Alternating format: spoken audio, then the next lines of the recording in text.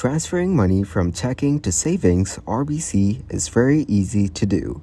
Today I'm going to show you how to do it. Log in to your RBC online banking account. Go to the RBC website and enter your login credentials. Then locate the Quick Payments and Transfers section. This is usually found on the right side of the page.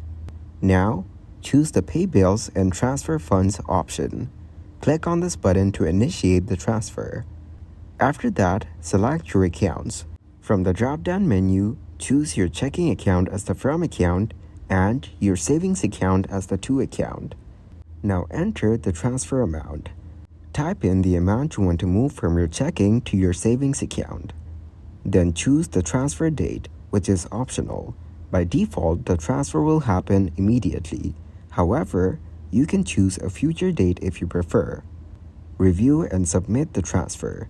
Double-check all the details, then click on Submit or Confirm to complete the transfer.